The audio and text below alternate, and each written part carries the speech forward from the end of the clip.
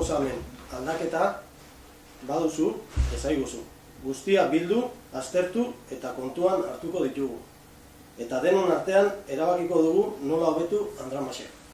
Prozesua bazaldu zen, nola emango genuen aurrea, eta baite idean ekarpena jasotzeko zabaldu zen galdeketa bat, 3 galdera izengoienak, eta galdeketa hori behan taldietan landu eta pasatuko jure guri.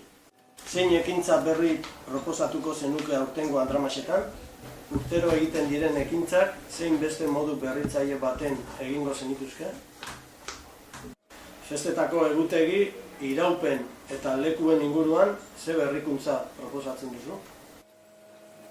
Orduan, oin bigarren pauso bat izango dugu, elkartita iritsigea, oinarritar norbanakuna eta gaztiena, aurrena, jubilauena, hainbat kolektibo ezberdin eta iritsi nahi dugu baite.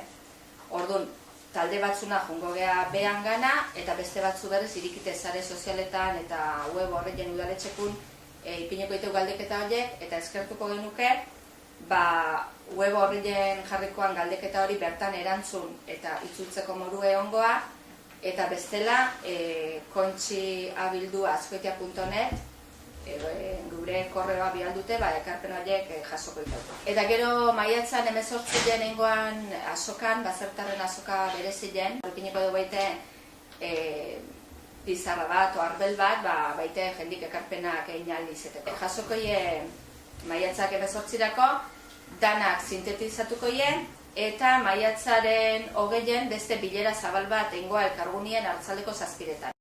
Orduan emango dugu balorazio hori inde, ekintza danan zerrendie, eta bilera hori izangoa aukeraketa bat egiteko.